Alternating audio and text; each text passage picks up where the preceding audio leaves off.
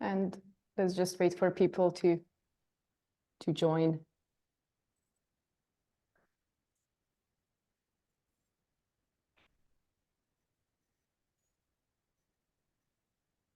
Oh, we already have 5 people on LinkedIn. A lot here, actually. Yes, and a lot of you guys came, yes. All right, we will just wait for a few more minutes to give everyone time to join.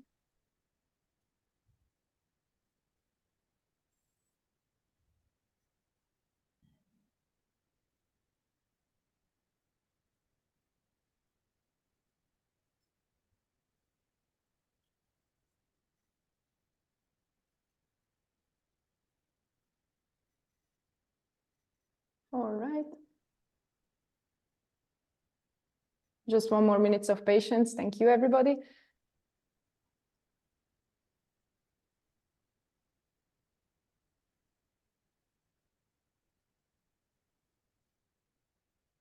All right. Yep, and I think we are set and ready to go. So thank you, everybody who came to this webinar, and thank you so much for honoring us with your presence and attention. And we really hope that you will think by the end that this whole hour was worth of your time, and you go home with something that's actually insightful and actionable for you. I would like to start by introducing our speakers here. So we have Cedric here, who is the CEO of Cetom, and he came here as the main keynote speaker because he is our expert in regulations and compliance. And these slides that you will see here, he prepared specifically for this webinar. So we are really grateful for that. Previously, he worked at the European Union Agency for Cybersecurity, and actually he created the IoT cybersecurity domain there. So we are really honored to have you here on this webinar. We also have here Attila, who is the founder and CEO of BugProve, and he has been involved in computer security for more than a decade now. And maybe some of you have even seen his reported vulnerabilities in a wide range of popular products. And previously, he worked as a security researcher at Sony and Varian Medical Systems. So he has experience with lots of IoT products. Some housekeeping stuff. Many of you asked previously, yes, you will receive the recording of this webinar, and we will also share with you the slides. So don't worry about that. We will first start with the keynote. And after that, we will go on to Q&A, where you will have the chance to ask specific questions about these regulations, and we will do our best to answer all of those. In the meantime, feel free to post those questions. You can also upload them, so we will see which ones are the most important for you. And I think that's it. And I give the word to Cedric. Thank you, Dora. Thank you, Attila. Hi, everyone. Thank you for being here in this afternoon or morning if you are in the United States. So today we're going to talk about the Cyber Resilience Act. It's a new EU regulation called CRA. It's actually a very important regulation. So we're going to explain why it's important for product security. And we're going to give you a few tips with Attila to secure your products. In the end, we will propose you even a roadmap, so you can take this roadmap home and decide what you should do. So let's start with an introduction to this buzzword. We're going beyond buzzwords here, right? So CRA is a big buzzword. Another buzzword is botnets. You've heard about botnets. It's when your products are being compromised by Mirai, for instance, and used by cyber criminals to attack other devices. So there's been a lot of botnets since 2016, and this actually created the need for cybersecurity regulations for IoT. Last month, there's been a botnet called the Moon that's been dismantled by a company called Lumen Technology. They had about 7,000 new devices compromised each week. The same month, Consumer Reports did a piece on camera sold on Amazon. These cameras could be accessed by anyone to spy on you. After the report was published, Amazon stopped selling the cameras. Last year, Quark's lab discovered a flaw in a TPM library. TPM is a very important part of products because this is what's going to store all your secrets. It's extremely important for security. So even the parts giving security to your products can cause issues, posing threats to billions of devices. So we see it's not only about data. The most important thing I want to explain in IoT security, you are going beyond data. There's also a lot of issues on your life. So we have regulation, and we've been seeing a lot of regulations in the last few years. There's regulations in Europe, in the UK. In 5 days, there's a regulation in the UK called the PSCI Act that will mandate all consumer IoT products to have cybersecurity in the product and to have cybersecurity support after the product is sold. In Europe, there will be the Cyber Resilience Act in a few years, mandating all products with a digital element, so all connected products, to have a lot of security requirements. So there's a lot of regulation coming. We're going to focus on the CRA. One important mechanism in the CRA, before we go further, is that because there's so many regulations, if you are building a product today, you cannot build the same product X times. So there's a mechanism in the Cyber Resilience Act called the mutual recognition. If you buy your product and you comply with the requirements of the CRA, you will be able to sell it in other markets, like the US, that recognize the regulation. So it's the first important mechanism. The other important thing is, in the Cyber Resilience Act, we have obligation for manufacturers if you build a product, but we also have obligations for importers.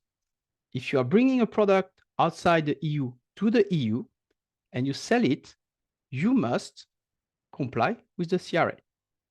And we also have requirements for distributors. People who own a shop will sell these products. They're called economic operators. The CRA mandates a lot of requirements. We'll look at them. If you comply with these requirements, you can sell your product in the EU, which means you can display the CE label. So this is the CE label. You must be familiar with it. Then there is, how do I stop the annotation? Sorry. There is something new in the CRA. So when you look at regulations for cybersecurity, usually they are really high level. They talk to you about doing risk management. They are looking only at the governance part of things. In the CRA, they are mandating technical requirements in the product. They are mandating these technical requirements in the product when you build the product, but also after you are selling the product. And you have to make sure that the product is supported for a certain amount of time. And this amount of time could go up to 10 years. It's a lot for consumer IoT, but it's not so much for industrial IoT. And when we talk about these requirements, they must be appropriate to the level of cyber risk. So you will not have the same requirements in a camera or in a smart lock or in a device that would be used in an industrial setting. So we talk a lot about the CRA. The timelines are really important here. We are today in April 2024, sorry. It was voted last month, but it's not been entered into force. What does it mean? The entry into force in the EU regulation is the starting point. This is the first date in the regulation, and every other timeline starts from this date, which means we expect an entry into force in September, October. The first important obligation will take place in 2026, we think between June and August. This important requirement will be about reporting cybersecurity incidents that are severe and what is called an actively exploited vulnerability. This means if you have a product that you are selling in 2026 and there's a cybersecurity incident on this product, you must report it to your regulator. Or if you have some bug and some criminal exploit this bug actively, you must report it. So there's a lot of requirements behind that. And then you have all the technical requirements in your product.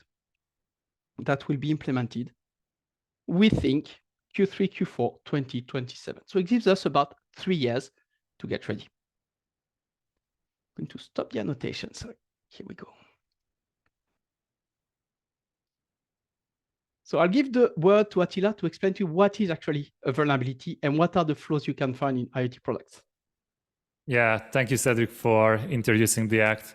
In this section, I'll try to illustrate the problem, the IoT security problem, and also how a practical coordinated disclosure process takes place once an organization has adopted a VDP, a disclosure process, through one of our own research. So the background is that BugProve, we develop our vulnerability management platform, but on top of that, or separate to that, we have an independent security research unit with the mission to really make the IoT ecosystem safer bit by bit.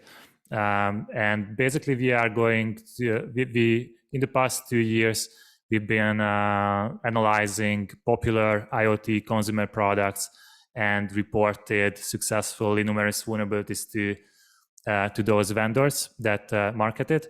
And this was another successful collaboration with Zyxel. So this particular device that I'm going to talk about is a network at this storage device.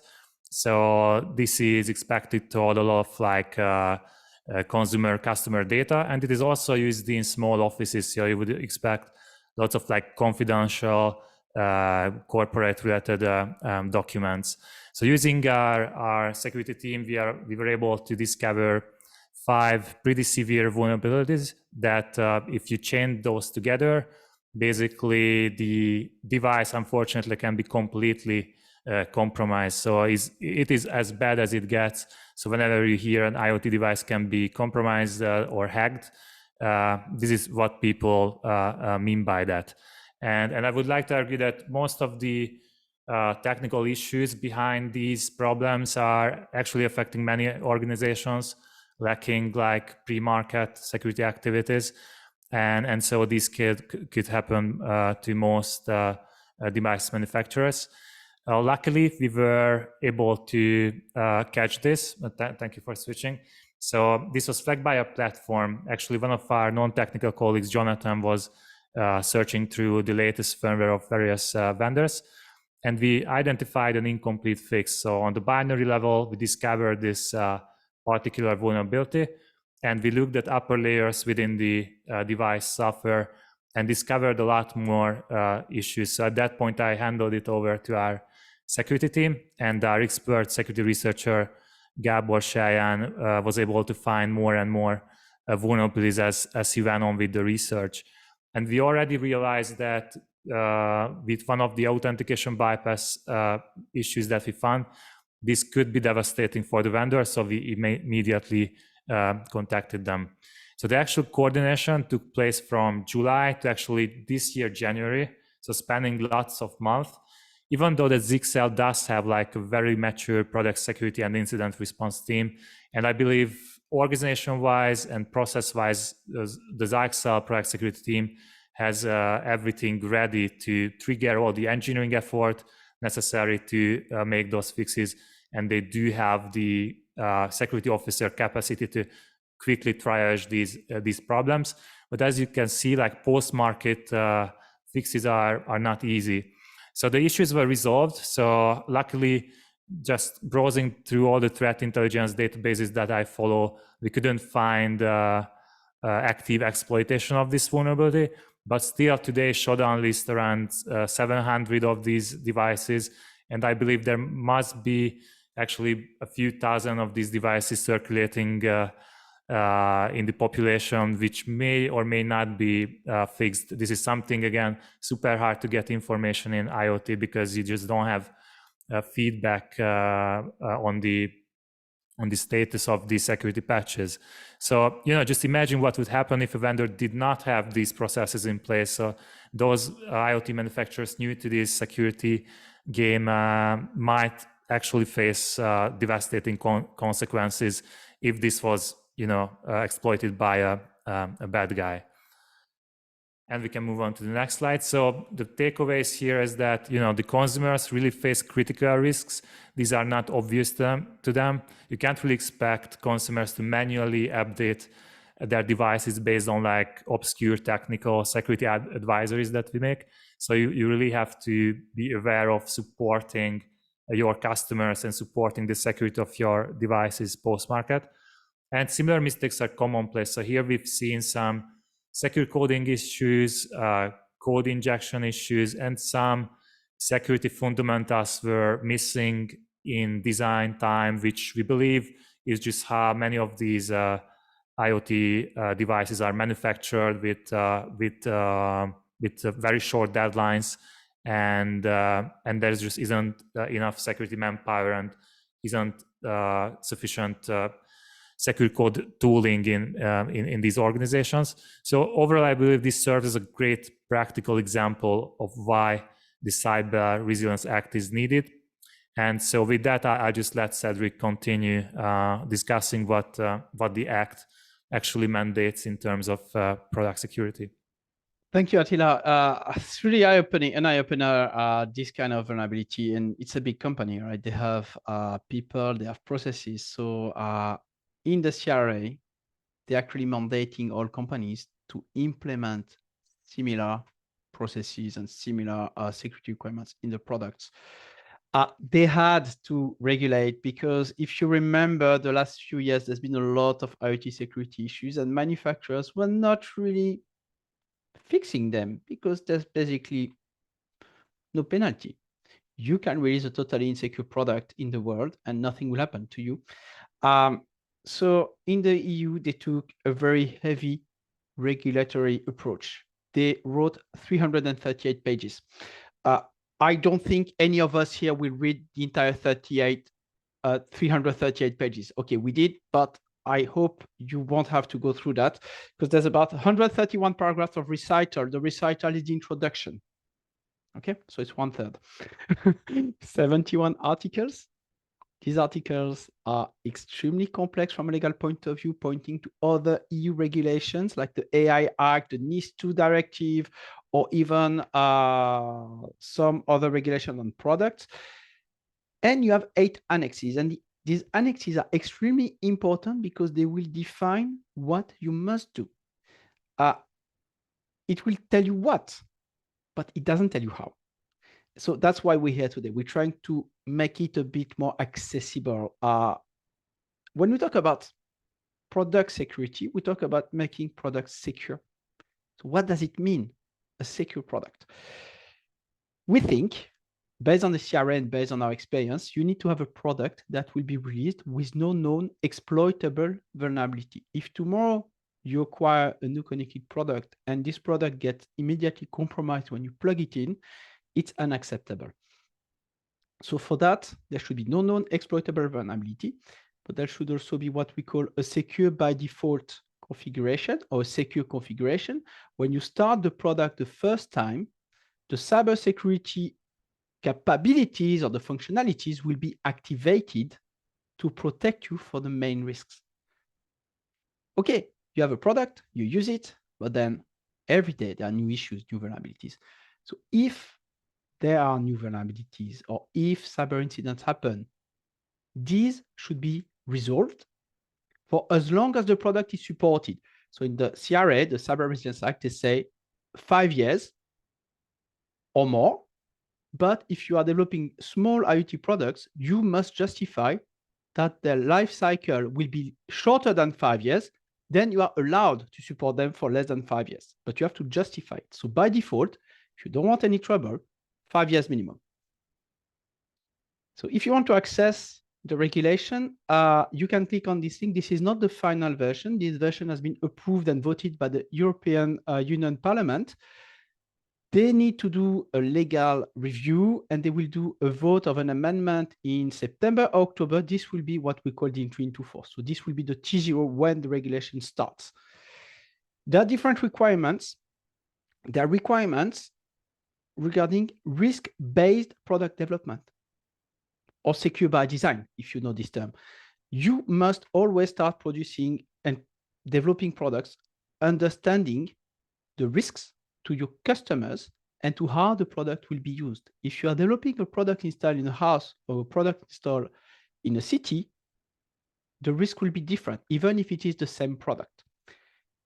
And these risks will actually give you an idea on what cybersecurity requirements you will implement. In the CRA, there's also an important requirement to document the risks and keep them updated for a long time. So what are these requirements? I'm not going through the entire list. These are technical requirements. They are principal. So basically, you are trying to secure your devices and the systems in the cloud, in the mobile apps used for these devices, because the CRA talks about products as a whole. It doesn't talk only about the device. It talks about the entire product ecosystem. You're going to implement cryptography. You're going to implement secure boot. You're going to try to protect it against known attacks. And you're also going to use specific technology like the software bill of material. This is a list of all the dependencies you use in your product. You must also implement what we call governance requirements. There are processes or policies, like a coordinated vulnerability disclosure policy, where you will learn about issues happening to your products. And then you must provide this security update, I said, for by default 5 years. And you will have to monitor the incidents, manage these incidents, and of course, inform the regulators. There's an S because you will inform potentially your local regulator in your member state, in your country, and you will inform ENISA. And there's a third part, which are market access requirements. So basically, they are paperwork. You have to sign what's called a declaration of conformity, saying that you are actually implementing all these requirements. You must inform customers about the duration of support, about the type of product, the name of the product, and you must give these documents for 10 years. So it's very complex. So we try to simplify this for you. We try to make it 5 high-level requirements. With the first high-level requirement is you must create secure products. The second level requirement is once you've created, manufactured this product, you're going to sell them, the installation must be secure by default. The third requirement is once these products are in use, they must be kept secure on the market. Of course, we talked about documentation. So this will be an important requirement. Document all these stages. And the fifth one, don't release products with known security issues. So you have to do all that. And if you look at the way a product is developed, you probably know that you have different phases. You have the first phase where you start designing the product, you imagine how it's going to look like, which architecture, then you start implementing the different components, the architecture, you make some new libraries, you make some super cool stuff, and then you make it secure, you test it, it's secure, you manufacture it, then you release it. And then it arrives at your customers. So you have to keep maintaining them, and then the product gets into end of life. So you have to make sure that it doesn't contain sensitive data, for instance. So if we look at our 5 top-level requirements, how do they map? It's really easy. The first one maps onto the product development. The second one will map when the product arrives to the customer, and the third one will map with the life cycle until the end of life. And then we have the fourth one, that's transversal. You have to do it all the time. It's already a first issue. You start thinking like, how can I do it all the time? Because I don't have a team. I probably don't have tools to do it. So you're going to start looking at these 4 requirements as something that works together. They all work together. The fifth one is extremely important. It's potentially a blocker. If you are not capable of developing products and releasing products without known security issues, they could potentially be removed from the market. And if you keep doing this, you can potentially be banned from selling products in the EU. If you do release products that are without security issues, known security issues, you will be able to display the CE marking and enjoy the freedom of selling products in the EU. Okay, this is quite high level. So now we're going to go deep down and try to understand how to secure these products. So what we're giving you here is our interpretation of what should be done as an IoT manufacturer to secure products and to start working today, if not yesterday, to make sure you will be compliant in 26 and 27. The risk assessment, it's a really important part. The regulation tells you you must do a risk assessment. You must make sure that your product is used in a context where you know the risks. You know that someone can attack the product physically from the internet. You must evaluate these risks so you can identify which security measure you will implement. You must also document these risks. And again, I say it, 10 years is a long time to keep these documents and to review these documents, but you must do it. It's not a choice. So what we've done at Home, we have developed a tool. It's free. It's called FAST. You can use it. It's a tool that will actually use a questionnaire to help you identify your threat. We're not doing the risk on this online version, but you can have a look. It's an approach that is used to simplify this first risk assessment. So we saw what Attila's presented earlier, but there's like always the same risk in IoT. The top 5 risks we think are privacy, safety. So privacy, someone can spy on you. Safety, someone can hurt you. Mass compromise. So when a lot of IoT devices get compromised all at the same time, this could potentially disrupt your life, but also the economy. Unauthorized access. So people can access your device to change the behavior of the device, to open your door if the smart lock is insecure, or to steal your data, or to potentially use these to cause other risks. And the last one, leak secret, is extremely important because people don't really think about it. But when you have IoT devices and IoT systems, you want to make sure that these IoT systems are authenticated. So you try to use what's called secrets, like a private key. But if it's not secure and if it's reused across the different devices, you will have issues. So leaking secrets is an important risk. So this is the first step. Start with a risk assessment. Try to understand if these 5 risks appear. If they're really high, mitigate them. The CRA doesn't tell you which methodology to use, but the CRA can help you because they give you what's called product categories. The product category is related to the risks we expect can happen in a specific category of product. For example, if we have a product that is used for delivering electricity, like a smart meter, it will be critical. But if we have a product that is just used to monitor the temperature, maybe it's like, well, it's not really important. What's the risk that the temperature is wrong? Oh, okay, it's not so much. And then you have in between categories. We'll look at them later. But if you look at the categories, the first thing you will do is assess, okay, is my product in a high category or low category? It means you have more risks if you're in a higher category. Luckily for us, 90% of IT products will be in the basic category, and the rest, we hope, will be in class 1. There are some products that will be with higher level of risk, but most of them will be in the basic and the class 1 categories. Today, these categories are defined in regulation, but we have a very high level definition. So in 12 months after the entry into force, the European Commission will refine this list. They can also decide to change the categories and to add new products or remove products. They can also decide to set specific requirements for specific categories. It's very complicated, but let's keep in mind, if your product is in a category, it tells you what you should do. So what are these categories? Default category by default, most products, like smart TVs, connected thermostat, smart light bulb, everything that you would potentially use at home and that is not causing too many risks. Like this is a smart TV. On the right is an LG smart TV. Last month, some attackers managed to bypass authentication and to compromise the TV.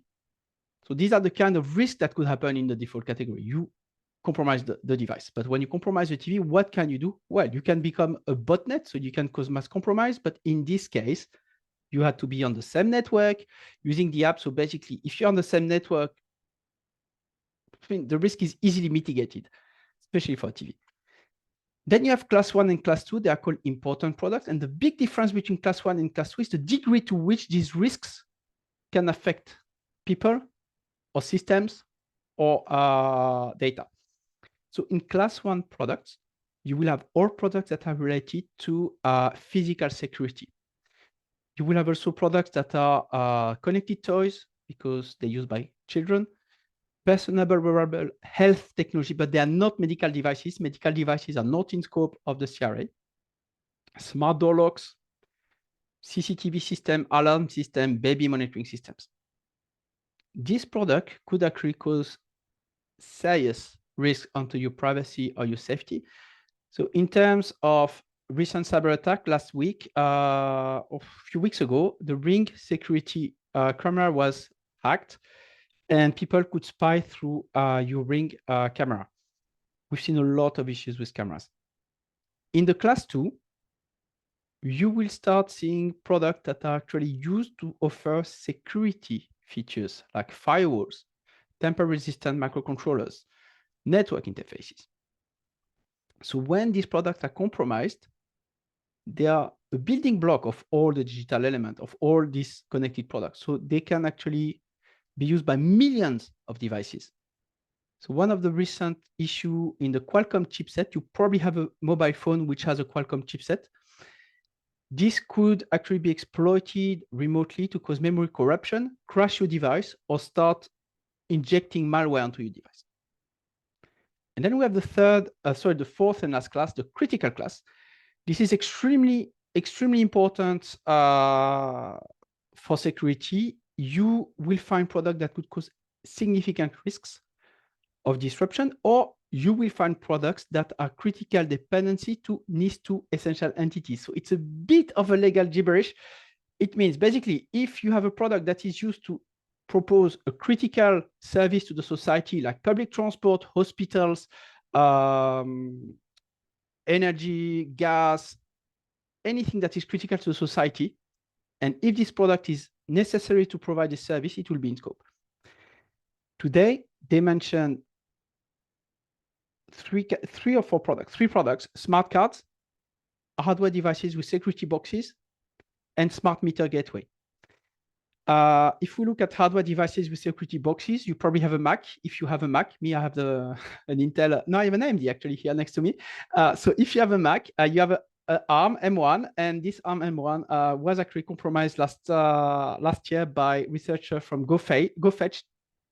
I mean, it's a hack called GoFetch. You can go on the website, and if you have an M1 patch, sorry, I'm getting tired. Now, if you have an M1 chipset in your Mac and you go on gofetch.fail, you will see that it is compromised. And the problem is a hardware issue, so you can't patch it. So that's why this is a critical class, because potentially you cannot patch the issue. Okay, so what should I do? I'm in one of these classes. I know the risks. Yeah. Sorry, before we go any further, let me just launch. We have a survey. Yeah, if you're on Zoom, we have a survey. I'm just really curious because like this is very difficult to put yourself into a category. But let's see, based on what Cedric shared here and based on what you can see on the slide, I'm wondering if you can pinpoint, like, are you certain? Can you determine which one is your category?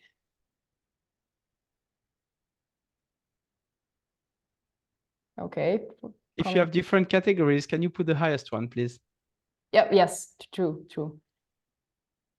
Oh, I am surprised we have so many people here who are actually attending just to learn. Really big kudos to you guys, like learning about compliance even when it's not like directly hitting you. That's great.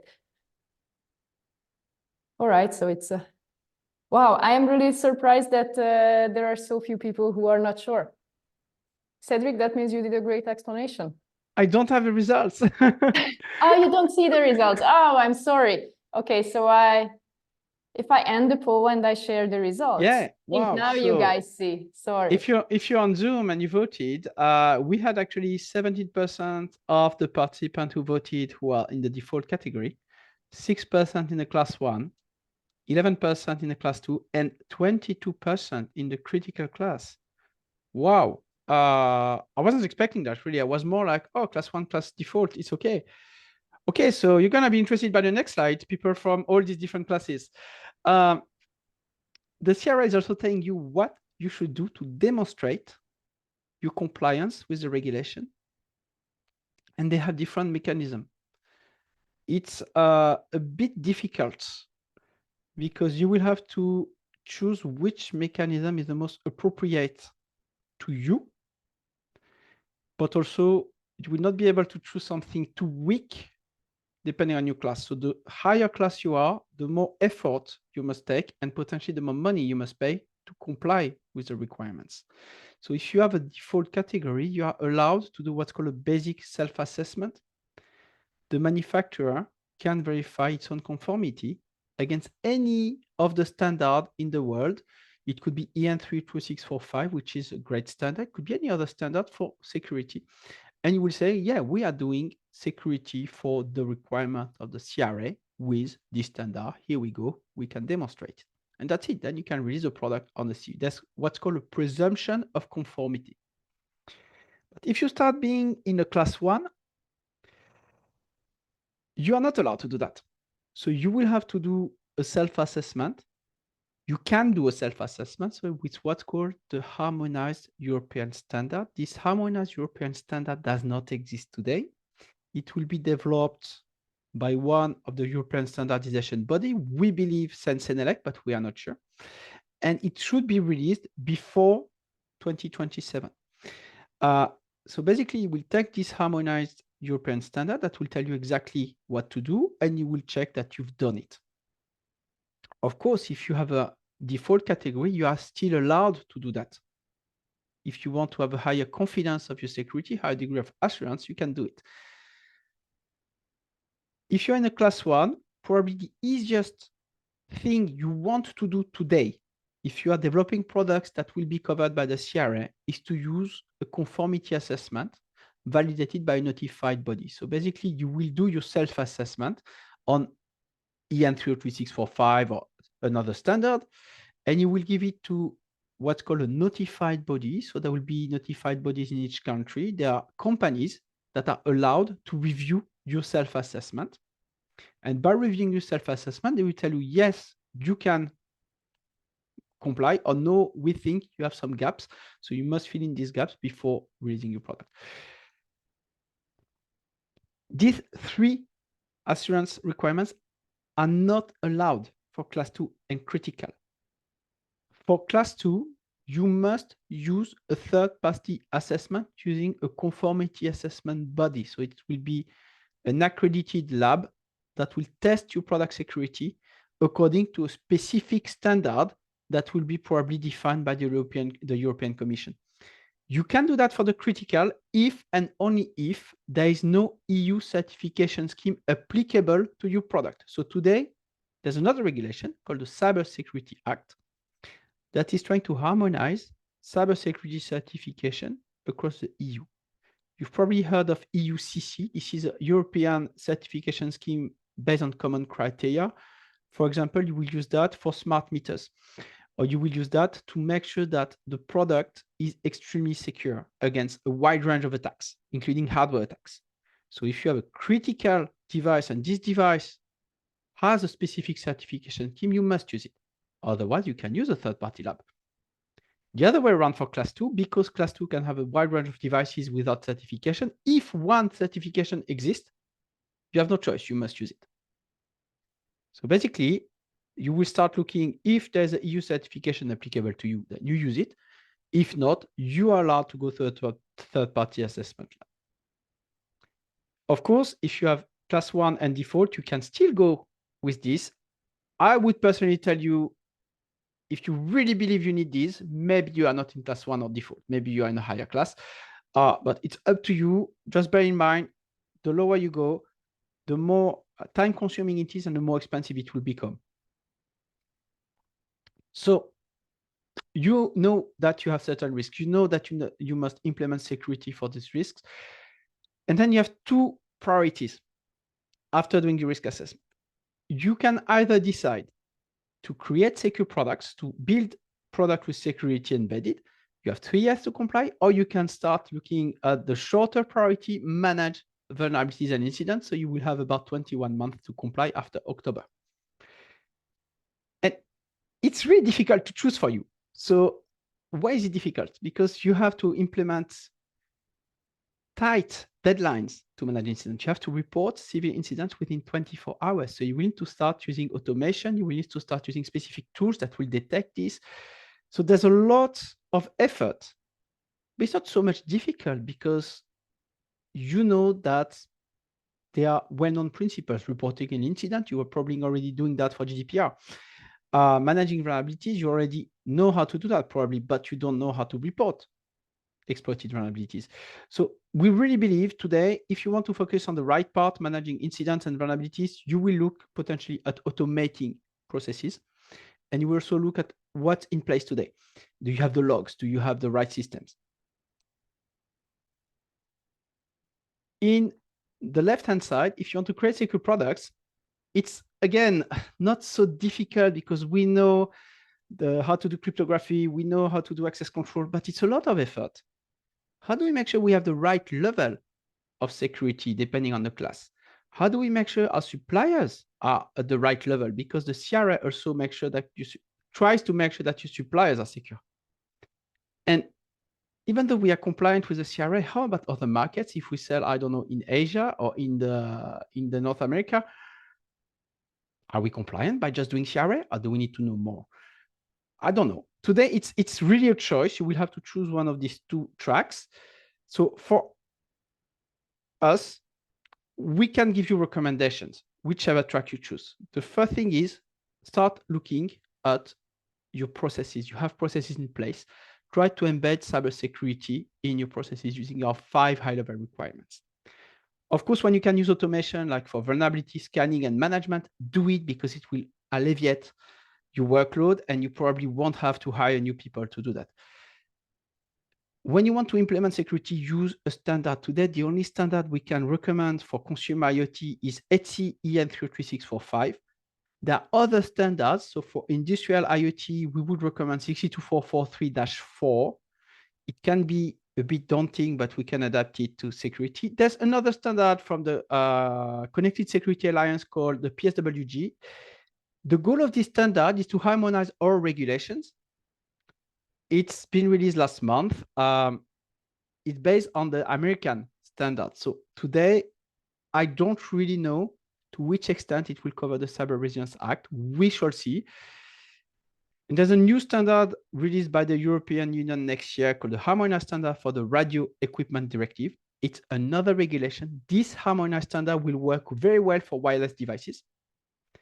And it should be the base of the future harmonized standard under the CRA. So you have a choice. You can use other standards, but please, I think these ones are quite good.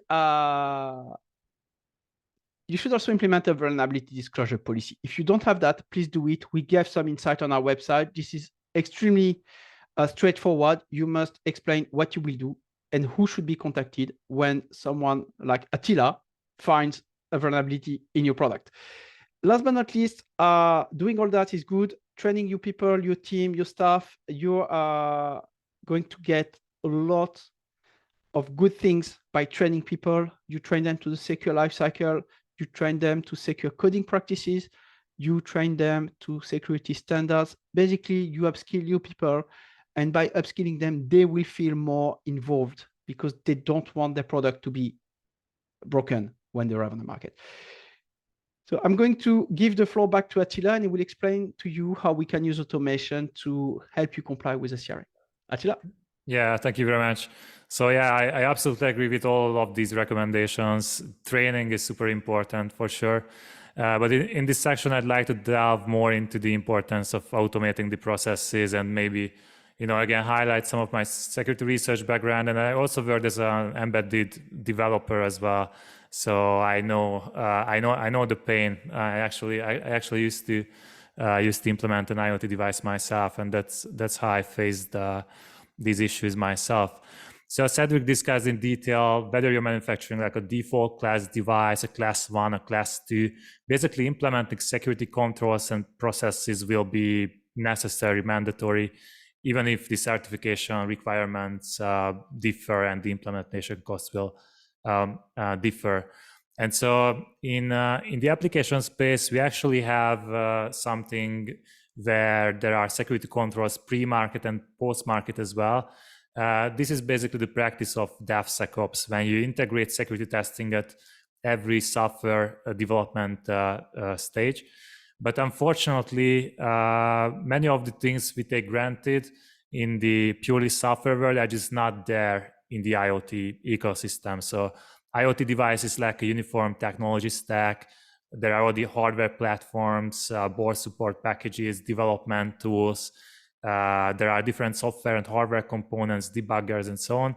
And also there are various ways to deploy IoT devices. There are different connectivity with like LoRaWAN, cellular, it might be Bluetooth or wireless.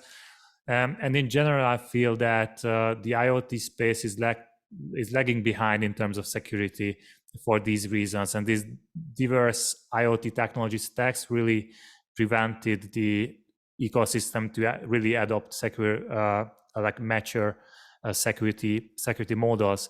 So CRA, in my opinion, and this is just an opinion, and all of these IoT security standards, whether industrial or whether targeting wireless devices, are basically shifting the industry towards that ideal that we already have in the application space, where we have standardized deployment using containers, we have sort of standardized orchestration methods.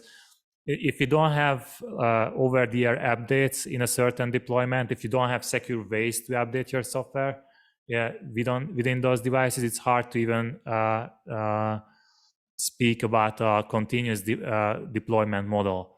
So for a large organization with different product lines, it will be super difficult to do this manually. And so what do we have now in terms of tooling? Most of you must have heard about like static code analyzers and software composition analysis tools. So these are great tools. Static code analyzers help your developers recognize patterns that should be avoided, recognize vulnerabilities in the source code levels. And software composition analysis tools really help with addressing software supply chain risks. But historically, and I believe today, it is the case as well, that most software composition analysis tools are much more suited for package managed technologies and in managed code in general. That's still pretty uncommon in IoT. So in IoT, you have C, C++, and a lot of like unmanaged binaries. You might have, say, AutoSer binaries or some other binary blobs, even kernel drivers inherited from your supply chain, and this pose a significant problem for these tools. And also, when it comes to static analysis, you might be able to be compliant with the standards such as MISRA or some other great rule sets exist. But to really scan a whole firmware image with all the source code, most of these tools are very noisy unless you configure them and adjust for your specific use case. And for most of these consumer devices that I discussed, these really lack the contextual understanding of the devices. And also, because of these regulations are new, like existing tooling may struggle with technical requirements of say, ETSI 303-645. And in the next slide, I actually brought an example. So in the security space, we often talk about a requirement called input validation. And in ETSI, there's a provision 5.13.1, which says that the consumer IoT device software shall validate data input via user interfaces, transferred via APIs, or between networks in services and devices. And to illustrate how difficult it is today to comply with this requirement with the necessary tooling, here's another piece of research that we've done back in the day. So something like a year ago, we discovered a certain buffer overflows in a consumer router device. But we soon realized that this specific binary, this EMF binary, which is just a networking binary that's helpful for certain use cases, it was actually provided by Broadcom, the chipset manufacturer for that router. So basically this router manufacturer, and as it turns out, 15 other router manufacturers that you might be familiar with, were using this same chipset from Broadcom, and they inherited this vulnerable piece of software using that SDK. And this prompts two questions on the next slide. Basically, would this vendor be in violation of provision 5.13 if CRA was already in place?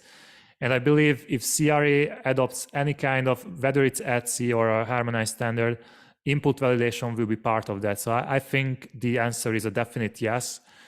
This is not acceptable. You shouldn't allow externally controlled attacker input to enter those contexts where it could cause problems. You should really filter against those cases. But it also prompts the question, like, how could they have possibly funded it? I mean, how could this particular router vendor have possibly funded this problem? Because clearly it is a supply chain issue. They inherited this through their software SDK, but still today's software composition analysis tools may not identify it because it's like unmanaged code provided as a binary. You have no real visibility into it. Also, it's a secure coding mistake, but source code may not be available at build time when you do your own customizations based on the SDK. That usually comes with no security guarantees. Although, like, again, thanks for the Broadcom, we had a successful coordination process in this case as well. But again, like, source code analysis tools might not be able to detect this if the code was provided as a binary. And so based on these realizations and based on our previous security research and engineering expertise, so to say, this is how we came up with the idea of BugProve. So BugProve, I would argue, can help with getting you compliant with CRA and other IoT regulations by basically, our approach is that we take the firmware binary as a whole so that we have a holistic understanding of the whole device firmware, and taking it apart, using our algorithms, using our know-how, we are able to automatically generate a software bill of materials so that you can be compliant with all the supply chain security requirements that are necessary to do pre-market. And as Cedric discussed, you won't be able to ship with non-vulnerabilities.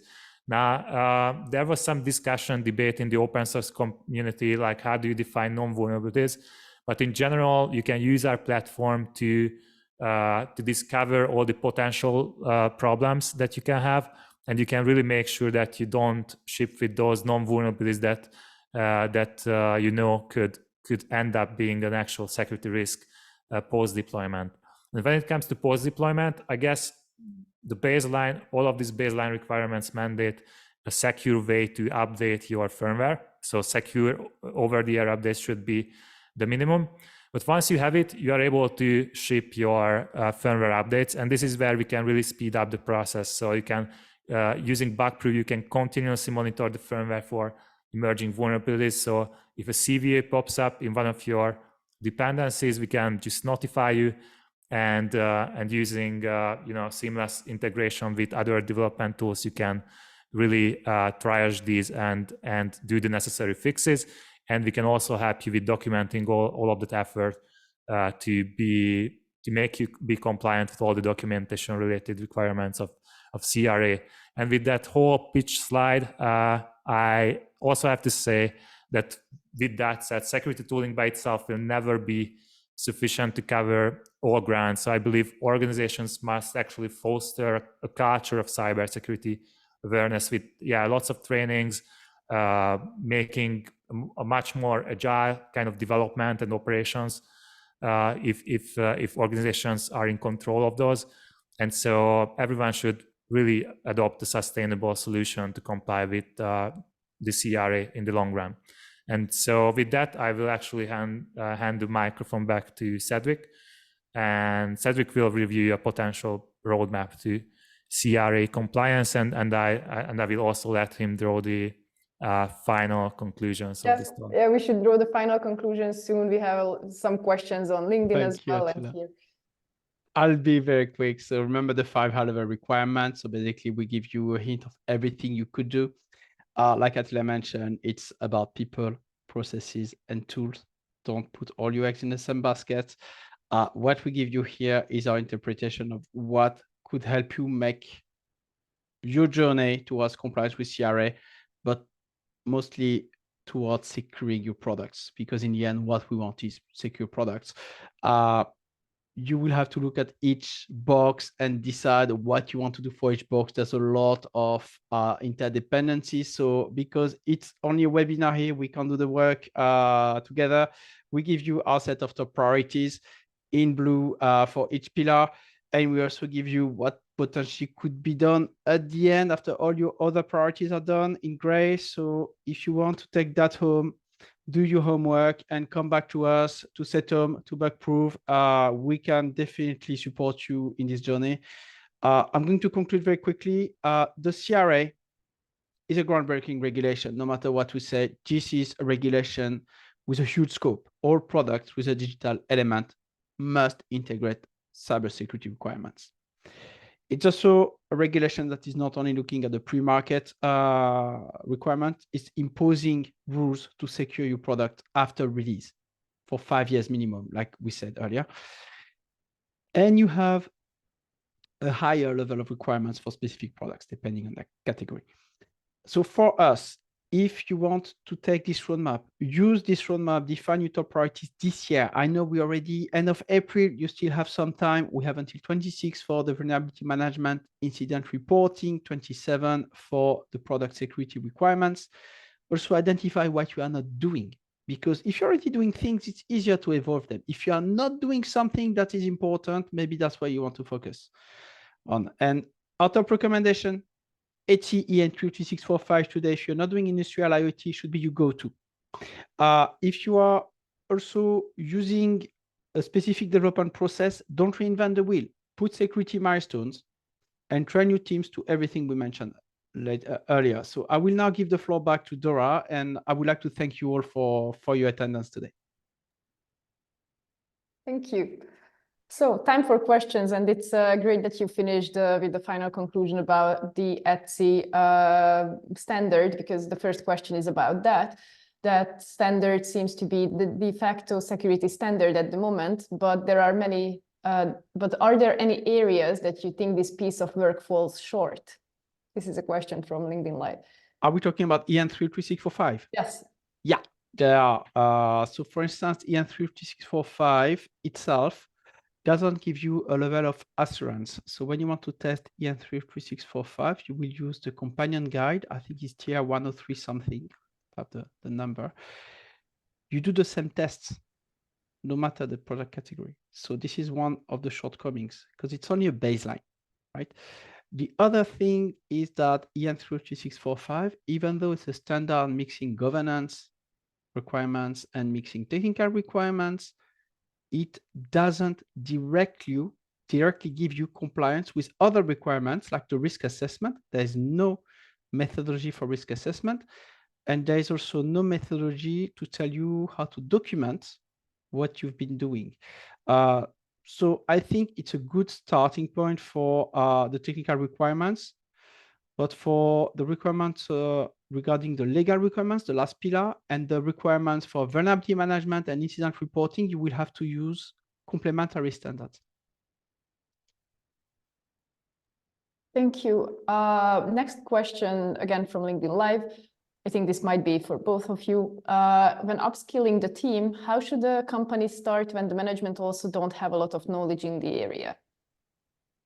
I have an answer. Go on. You bring them in a room, you do half an hour, you show them security hacks, and then they will be like, oh, wow, we need to do it. Attila?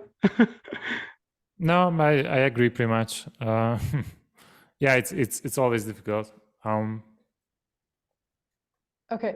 How about OSS security in the context of the CRA? How do you see the responsibility of securing these components? Okay, I'm not an open source expert. I know there's been a lot of debate on the CRA before the final text. The final text clarifies a lot the role of open source stewards. They're naming these open source stewards. They're also requiring companies using open source components to report vulnerability to open source stewards. Bear in mind, only commercial open source is in scope, meaning what it means. It can be interpreted, but the key is not to disrupt open source developers, but to make them stronger by using the fact that their products are actually key components of other products. I'm not a lawyer, so I will not go further into details. This actually corresponds to one of the other questions on Zoom, like, are there detailed requirements on handling components, both hardware and software, and open source? So I think this is related. That's the SBOM. You need to know what you have. For hardware, you can use also a similar asset management. They are developing the HBOM in the US. For open source components, it's the same. You need to make sure that when you are building a product, everything that you bring in open source or not is at least tested. And when you integrate it, it's integrated securely. Okay, next one is to Attila about BugProve. Yeah, we have a software that is not IoT, Windows-based, some C, C++, JavaScript, Golang. Can BugProve provide SBOMs for this mixture?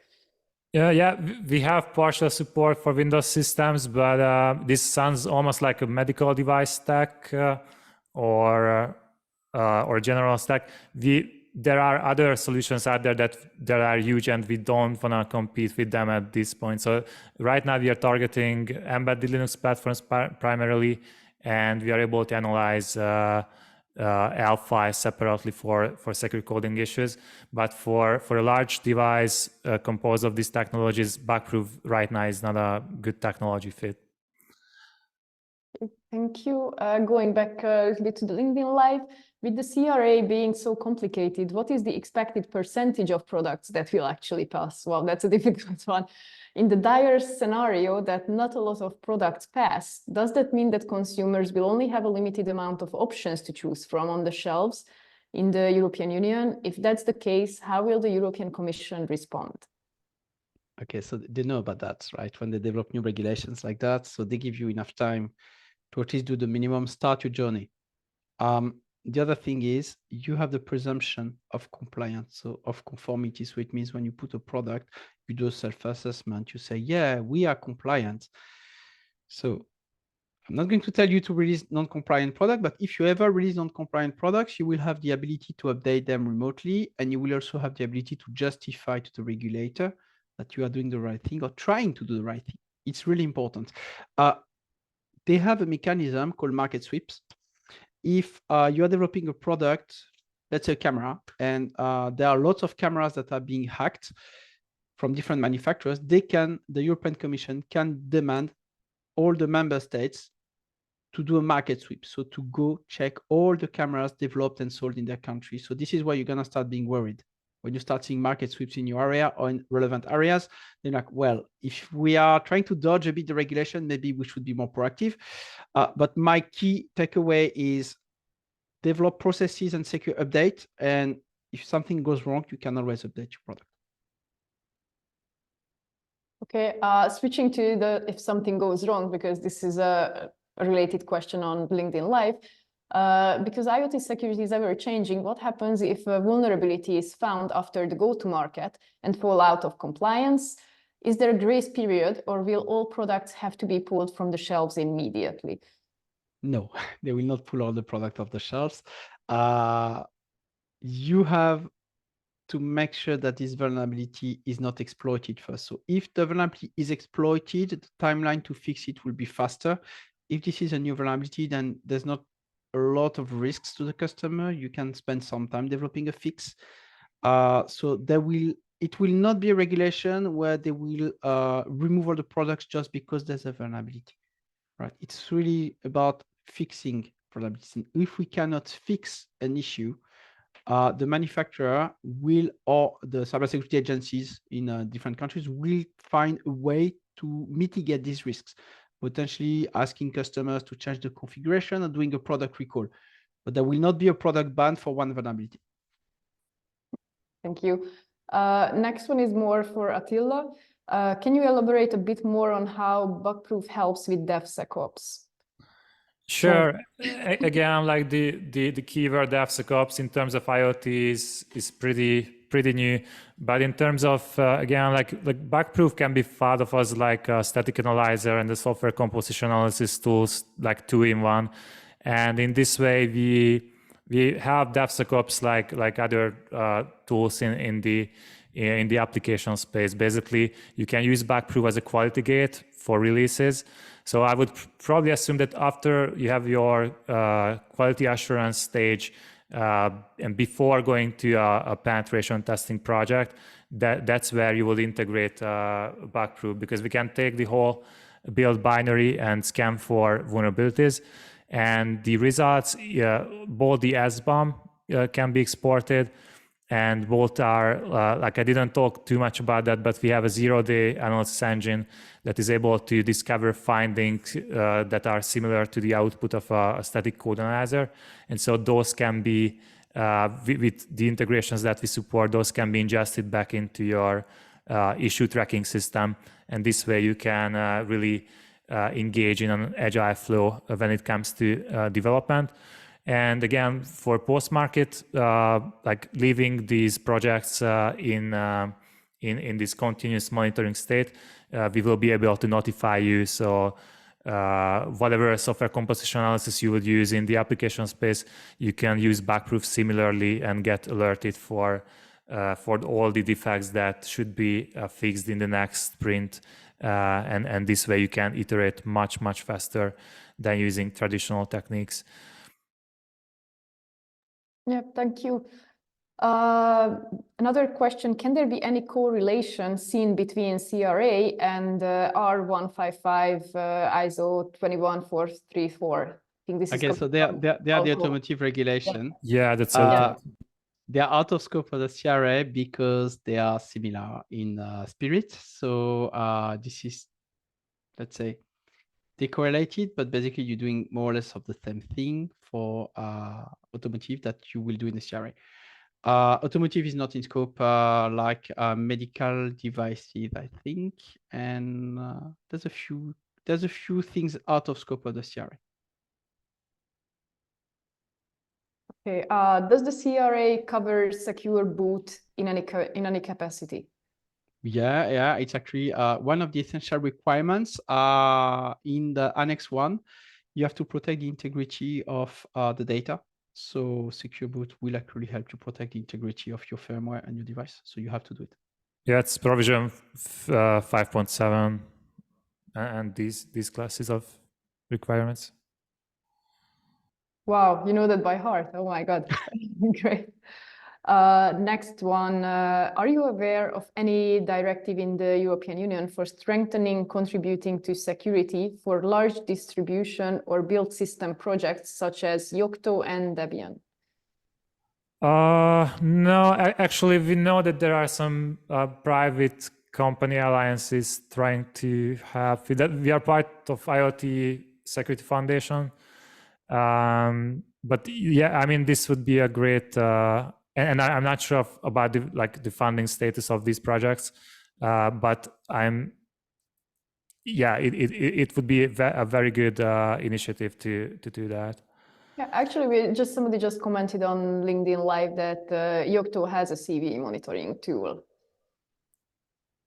Yeah, there's been also an initiative from the European Commission a few years ago to fund a top 10 or top 50 open source projects. I think Videolan got some funding. Don't quote me on that, but there's an awareness, at least, that open source is extremely critical to our society, and we need to help open source. So I think the CRA is trying to do that to a certain extent. It's very difficult because open source doesn't mean people are paid to work on it. So we know there's a lot of individual contributors, and it's difficult to regulate when contributors are not based in the EU, even though the product could be used in the EU, because there's no representative for the library. So this is really a tricky one. Okay, and for last question, interesting that the CRA mandates coordinated vulnerability disclosure. Any idea how this will be defined, judged? Yeah, I believe they will look at what's happening in the NIS2. So they want probably to report to national regulators and ENISA at the same time to have cross-border coordination. There will be also systems and APIs to do the reporting. So we know that ENISA should publish a vulnerability database, potentially also a known exploited vulnerability database, known as a KEV. It's still work in progress, but we think they will use existing mechanism from the CSAT network. All right, and the last one, and after that we are closing up. Will the CRA mutually recognize other national certification programs such as Singapore CLS program or North America Cyber Trust Mark program?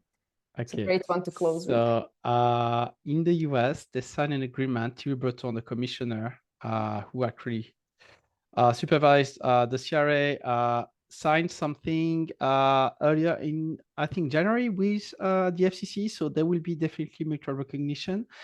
We don't know to which extent. Today, Singapore has mutual recognition with Finland, Germany, and the Cyber Trust Mark, and Korea, I think also. So if there is a mutual recognition with the Cyber Resilience Act, they will need to define if it's for default or class 1. I don't think Singapore CLS could apply to anything more than class 1 because they're based on EN 303.645. All right. Okay, we run out of questions. I am launching a final poll here for those who are participating on, via Zoom. Just in case you feel like this question is about, do you think your company could use either BugProves or SETOM's services? Please let us know, like, if you found if you think any of these would be valuable for you. And as a closing remark, I want to thank you all for participating. I see that most of you stuck with us until the very end, so we are really grateful for that. And I hope that means you found it valuable. As discussed, both the recording and the slides will be shared with you. If you were attending via Zoom, then we can send it to you via email, potentially tomorrow. If you attended via LinkedIn Live, we will try to send you in a LinkedIn message the availability of all these resources. And you can always reach out to our speakers or to any of our companies. If you have any further questions, we'll be very happy to help you. So thank you so much for attending, and have a great afternoon, morning, wherever you are. Thank you so much. Thank you all. Thank you very much.